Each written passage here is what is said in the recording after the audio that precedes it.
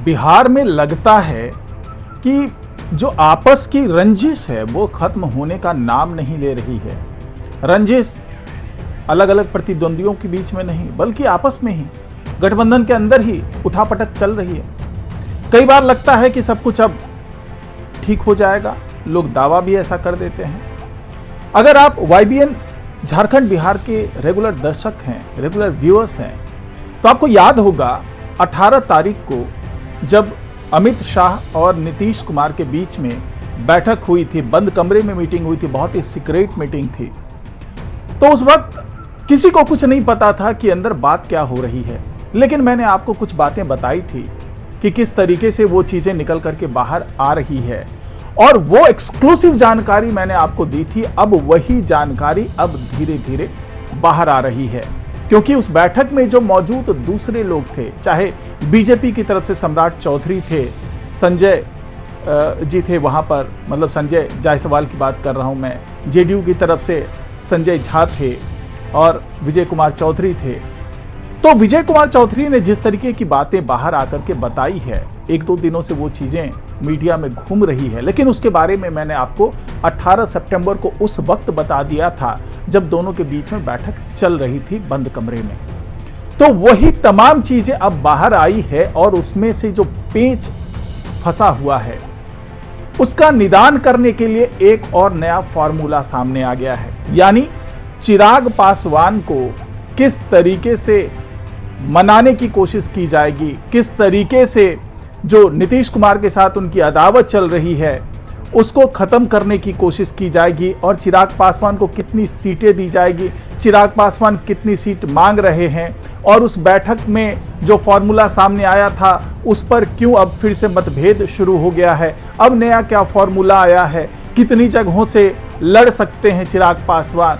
तो ये तमाम जानकारी आपको आज के इस वीडियो में मिलने वाली है, तो इस वीडियो को बिल्कुल मिस मत कीजिएगा।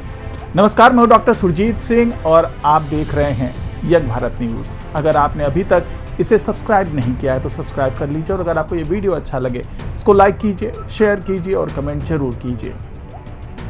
तो जिस तरीके से बंद कमरे में मीटिंग हुई, अमित शाह और नीतीश कुमार ने तमाम फॉर्मूले दिए, साथ में सम्राट चौधरी भी थे, संजय जायसवाल भी थे, संजय झा थे, विजय कुमार चौधरी थे, सब ने मिलकर के एक फॉर्मूला तय किया कि इस तरीके से हम आगे बढ़ सकते हैं। और वो फॉर्मूला जो था, वो जो छन छन के खबरें आई उसमें ये था कि 101 सीट पर बीजेपी लड़े, 102 सीट पे जेडीयू लड़े, 7 सीट पे हमको बांध दिया गया, 5 सीटें आरएलएमएल को देने की बात आ गई, और चिराग पासवान को ज्यादा सीट देने के लिए राजी कर पाए अमित शाह, और वो सीटों की संख्या थी 28। तो कुल मिलाकर के इस फॉर्मूले को लेकर के आगे बढ़े, लेकिन बाद में जिस तरीके से गुणा भाग चला, यहां तक कि चिराग पासवान ने भी कह दिया कि हम तो सेफ सीट से लड़ेंगे, और जिस तरीके से हमने 5 संसदीय सीटों पर 100% स्ट्राइक रेट दिया था, उसी तरीके से हम उन्हीं सीटों को उठाएंगे जिस पर हम 100% स्ट्राइक रेट दे सकते हैं, और ऐसी सीटें करीब 35 से 40 हो सकती है। तो पहले तो अमित शाह ने समझाया था कि भाई कॉम्प्रोमाइज करना पड़ता है, गठबंधन धर्म में ऊपर नीचे चलता है, और वो बात मान भी ली थी चिराग पासवान ने। लेकिन लगता है कि नीतीश कुमार को अब कुछ चीजें ठीक नहीं लग रही है। हो सकता है कि उन्होंने बाहर बात की हो अपने नेताओं से, और उस बातचीत के बाद नया फॉर्मूला उनके समझ में आया हो।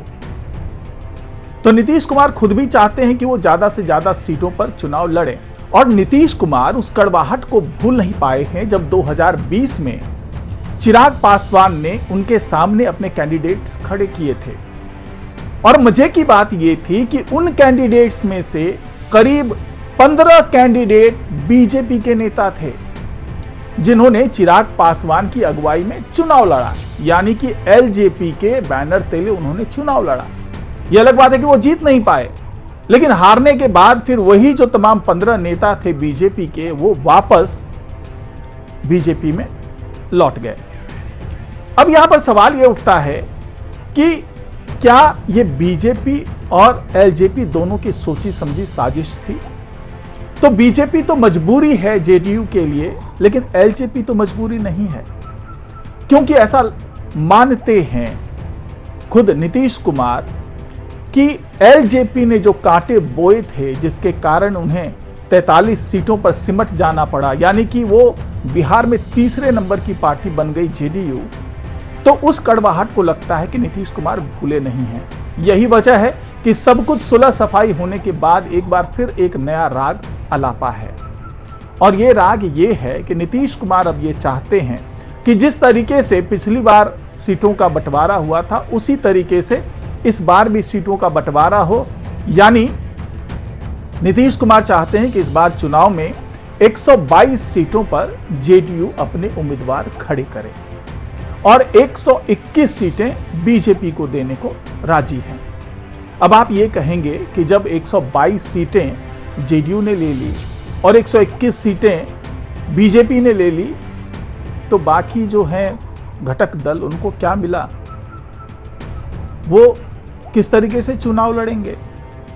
तो अंदर की बात यही है कि नीतीश कुमार ने इस फॉर्मूले के साथ में एक कंडीशन अप्लाई कर दिया है। उनका ये कहना है कि हम भले 122 सीटों पर चुनाव लड़ रहे हैं, लेकिन अपने साथ हम 2 घटक दलों को लेने को तैयार हैं, यानी हम और आरएलएम। तो जो आरएलएम है उनको लेकर के, यानी उपेंद्र कुशवाहा की पार्टी को लेकर के और जीतन राम मांझी की पार्टी को लेकर के, ये जेडीयू अपने साथ अपने कोटे पर चुनाव लड़वाने के लिए तैयार है। लेकिन नीतीश कुमार ने यह साफ कर दिया कि जिस तरीके से मैं 2 घटक दलों को अपने साथ ले रहा हूं, उसी तरीके से बीजेपी चिराग पासवान को अपने कोटे में ले ले। यानी जिस तरीके से सीक्रेट मीटिंग के दौरान अमित शाह ने पैरवी की थी चिराग पासवान की, और बाद के दिनों में ये पुष्टि भी कर दी, क्योंकि मैंने उसी वक्त आपको बता दिया था कि अमित शाह ने चिराग पासवान का मुद्दा उठाया है और उन्हें सीट देने पर राजी करवा लिया है नीतीश कुमार को। उस वक्त तक कहीं पर भी ये बात नहीं थी, लेकिन अब उन्हीं बातों को दोहरा रहे हैं वहां पर मौजूद जो तमाम नेता थे। तो अमित शाह ने मनवा लिया था नीतीश कुमार को, लेकिन अब नीतीश कुमार का यह कहना है कि ठीक है, आपको जितनी सीट देनी हो चिराग पासवान को आप दीजिए, मुझे इसमें कोई दिक्कत नहीं है, लेकिन वो आप अपने कोटे से दीजिए। यानी 121 सीटें जो बीजेपी को दी जा रही है, उस कोटे से चाहे आप 40 सीट दे दीजिए, चाहे 25 सीट दे दीजिए, या फिर उसको 10 सीट पे राजी कर लीजिए, जो भी करना है आप कर लीजिए। अगर आप उनकी पैरवी कर रहे हैं तो हम आपको नहीं रोकेंगे। यानी कि बीजेपी को जो करना है वो कर ले, बस चिराग पासवान को अपने साथ ले ले, अपने कोटे पर ले ले। और जिस तरीके से अंदर से खबर आ रही है उसके मुताबिक जेडीयू हमको, यानी कि जीतन राम मांझी को 7 सीट देने पर विचार कर रही है और उपेंद्र कुशवाहा की पार्टी को 5 सीट देने पर विचार कर रही है जेडीयू। यानी कि एक तरीके से ये लगभग तय हो गया है कि 12 सीटें अपने कोटे से जेडीयू दे देगी घटक दलों को।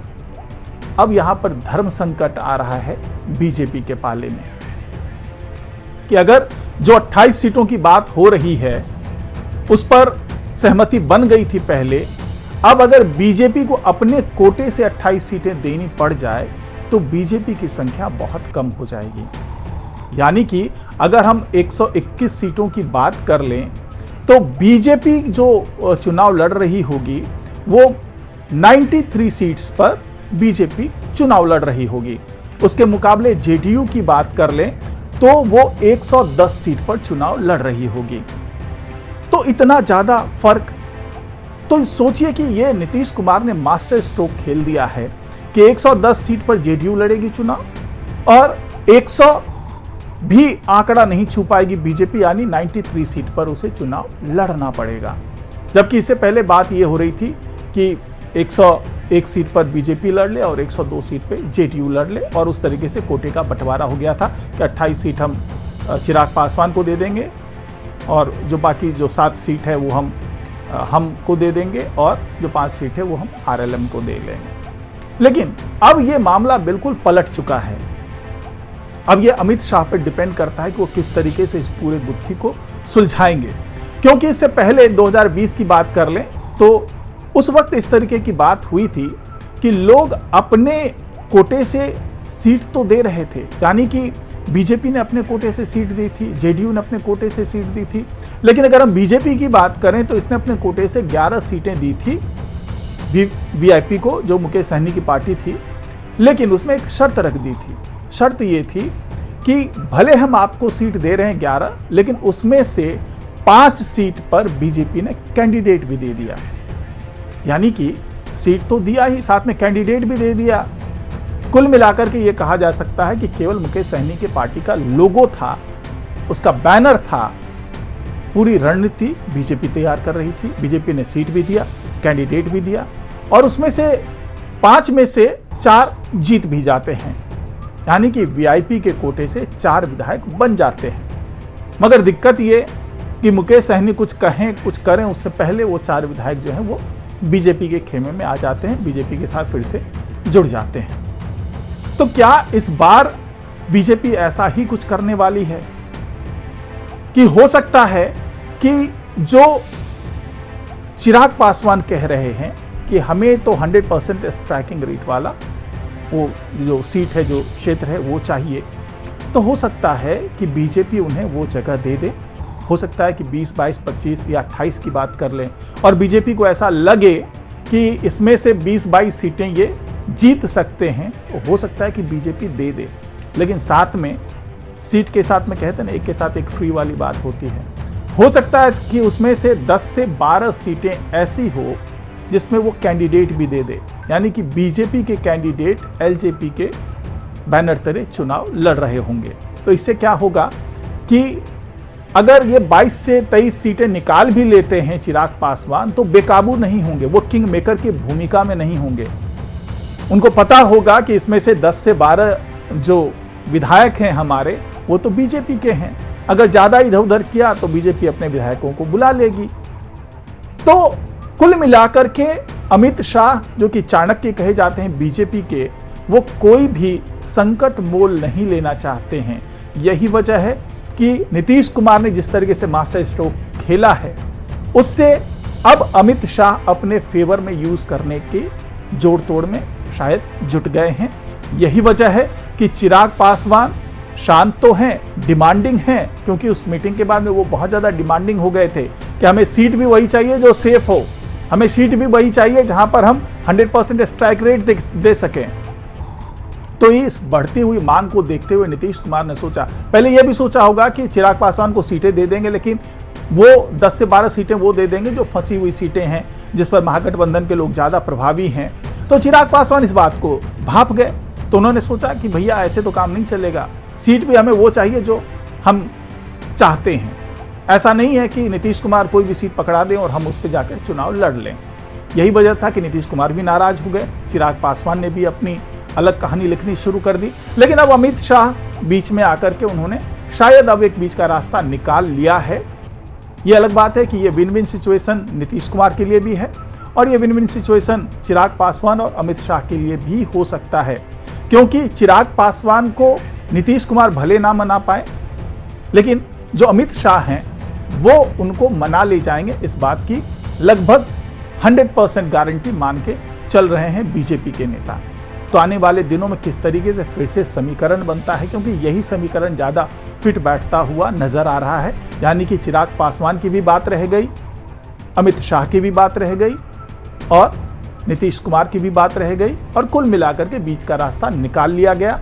घटक दल को भी कोई आपत्ति नहीं होगी, क्योंकि वो अगर उन्हें मोल भाव करना है तो उन्हें नीतीश कुमार से करना है, ज़्यादा से ज़्यादा सीट लेनी है तो वो नीतीश कुमार से लेनी है। हो सकता है कि नीतीश कुमार भी वही पैंतरा अपनाए जो बीजेपी अपना रही है कि वो ज़्यादा सीट देने की एवज में अपने कैंडिडेट्स भी 2-3 दे दे। तो कुल मिलाकर के आने वाले दिनों में देखते हैं कि क्या होता है। तब तक अंदर की बात में फिलहाल इतना ही। नमस्कार।